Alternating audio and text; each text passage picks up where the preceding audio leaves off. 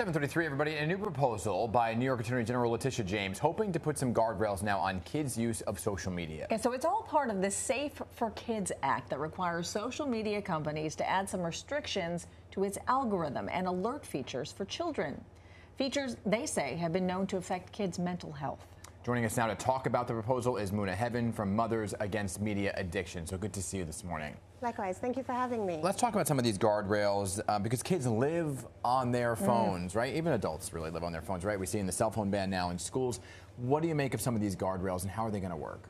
Right. So from my perspective as a mother, can you list 5 parents that understand or even know what is being fed to their children? And so what I make of these of this law and these guardrails is that they're absolutely necessary at this time. We kind of need a surround sound intervention to make sure that minors are not targeted by social media companies, that that parental consent is included, and that they're not receiving nighttime notifications from 12 a.m. to 6 a.m.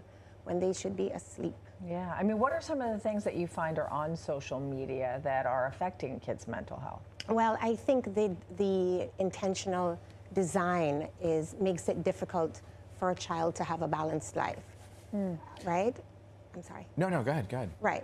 And so, for example, the very nature of receiving an algorithmic feed, an addictive feed, that means that these feeds are being personalized based off your child's data, but that is not the content. That content is being fed to them not from the folks that they follow, but the social media companies themselves. And so this change represents a switch where your child would be able to scroll within chronological order and explore on their own terms, not being fed by an external source. Right, and so for those who may not be understanding what exactly some of the guardrails proposals were from the Attorney General, if you're under the age of 18, it would not allow that algorithm, which many of you who are watching may know when you open your phone, everything scrolls up and pops up immediately that they're feeding you. This would be only folks that parents allow their children to follow to pop up on the screen. You got it.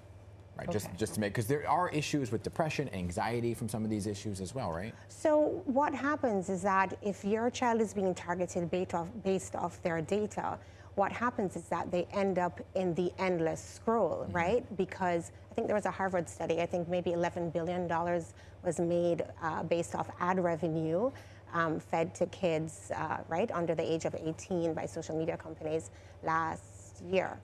And so what this is doing is really just allowing a kid to be a kid on social media. They can conduct their own searches without being fed content that leads them to just continually scroll. Yeah, but kids are very smart, though, and may find a way around this possibly.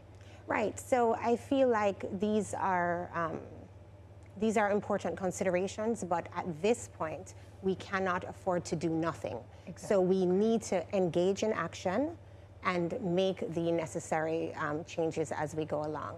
Yeah, I think when I was reading it this morning, what jumped out at me was, what's the penalty? Who's enforcing it, right?